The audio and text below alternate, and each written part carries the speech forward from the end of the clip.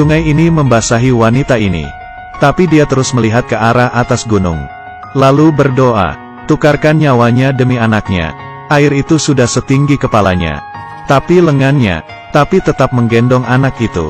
Supaya tidak jatuh ke air. Dalam cahaya pagi itu, tangisan anak itu akhirnya menarik perhatian penduduk desa. Mereka dengan cepat menyelamatkan anak itu.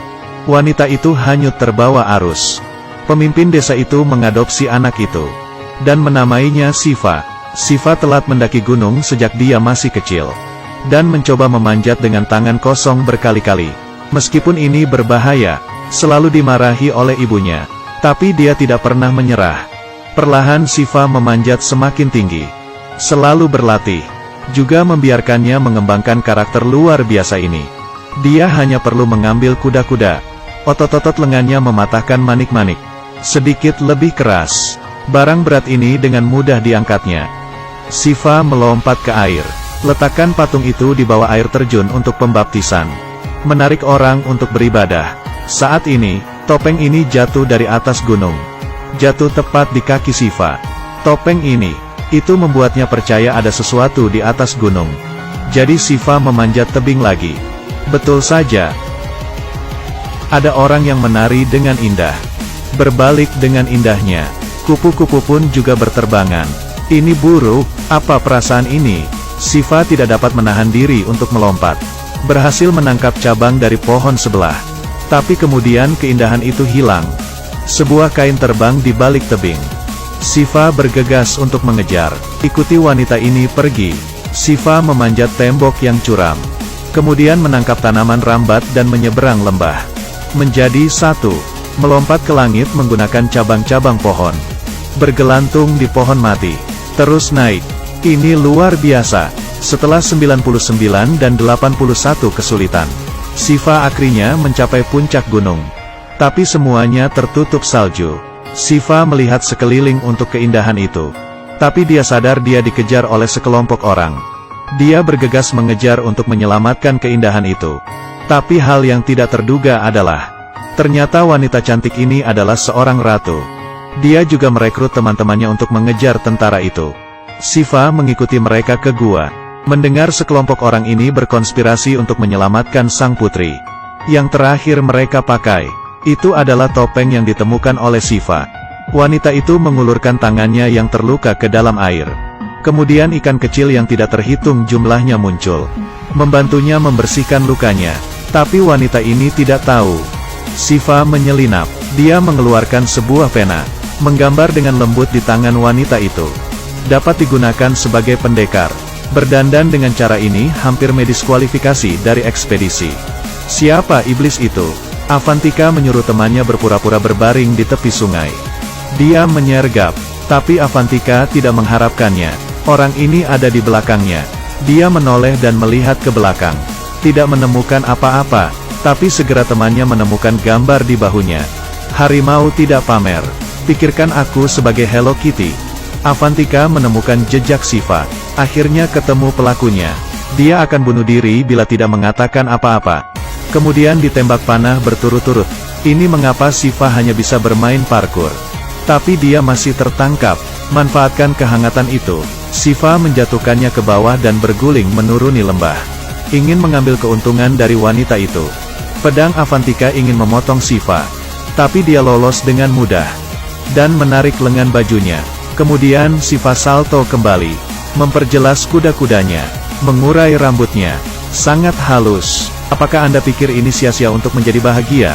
Mengambil keuntungan dari bertarung. Siva juga menggambar eyeliner untuknya. Memakai lipstick. Dia merobek celana Avantika. Melemparnya ke air terjun. Apakah keindahan yang dia lihat di air terjun itu adalah dirinya? Avantika menoleh. Melihat Siva memegang topengnya yang hilang. Baru percaya. Pencuri di depannya benar sama dengan benar mengikutinya. Dan pola yang dilukis di tubuhnya. Dan Siva juga berpasangan. Avantika tampak bingung saat digoda. Tapi dia masih memiliki misi. Hanya bisa terdiam dan Siva dibiarkan sendiri. Tapi begitu dia keluar dari lembah, dia dikepung. Ditangkap oleh penjaga kota kerajaan. Untungnya Siva bangun lebih awal. Menyelamatkan wanita itu. Tapi Avantika masih terluka. Shiva tidak ingin kekasihnya mengambil resiko. Jadi dia mengambil alih misinya. Pergi ke ibu kota sendirian untuk menyelamatkan ratu. Semua orang menarik tali. Bison tiba-tiba berlari keluar. Pria itu berteriak sambil melawan tanduk. Tapi masih terdorong mundur oleh bison itu. Otot-ototnya gemetar.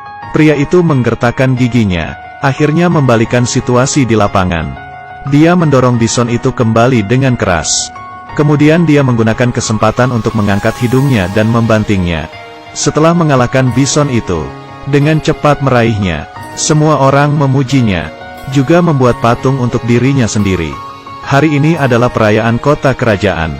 Dia datang ke tengah-tengah alun-alun. Lepaskan si putri dari kurungan selama 25 tahun. Tangan dan kakinya diikat dengan rantai yang tebal. Bertahun-tahun disiksa, membuat dia tidak manusiawi. Rajanya sangat membencinya karena ratu itu memilih kakaknya. Jadi dia merencanakan untuk membunuh saudara-saudaranya. Kemudian dia disiksa dengan segala cara. Untungnya ratu tua, mengambil pangeran yang baru lahir. Ini juga meyakinkan sang ratu. Putranya akan kembali untuk membalas dendam. Pada perayaan itu seorang budak turun. Tiba-tiba semua orang berantakan. Melihat patung itu jatuh, akan banyak darah yang jatuh juga. Tiba-tiba ada orang yang menarik tali.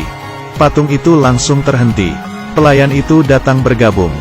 Ketika angin meniup handuk di kepalanya, pelayan yang memimpin langsung kaget. Bahubali. Bahubali. Mendengar namanya, semua orang seperti dipukuli. Patung itu dipegang teguh. Tapi raja itu cemas. Di malam hari Shiva menyelinap ke dalam istana. Berpura-pura menjadi pasukan penjaga. Dia pura-pura terjatuh dan menumpahkan lilin.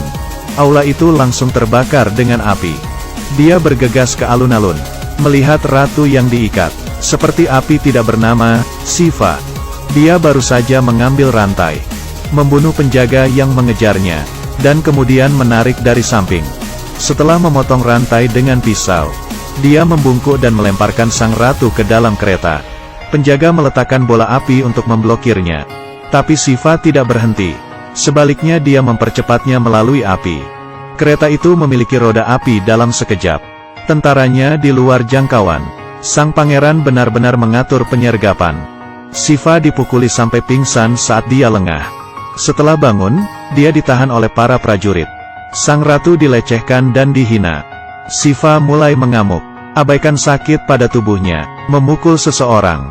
Lalu dia mematahkan pedang raja. Raja yang mengalahkan bison berubah menjadi ayam dalam sekejap.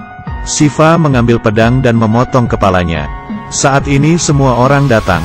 Anak buah raja masih ingin balas dendam. Tapi dia berlutut ketika dia melihat wajah Shiva. Bahubali. Ratu juga sangat senang. Ternyata Shiva adalah anaknya sendiri. Merupakan keturunan dari Bahubali. Akhirnya dia merebut kembali tahtanya. Film ini berjudul Bahubali. Ini juga merupakan film termahal dalam sejarah India. Setiap menit efek khusus film itu membakar uang. Tonton film seperti ini. Saya pikir ini sangat keren. Apakah kalian ingin menonton?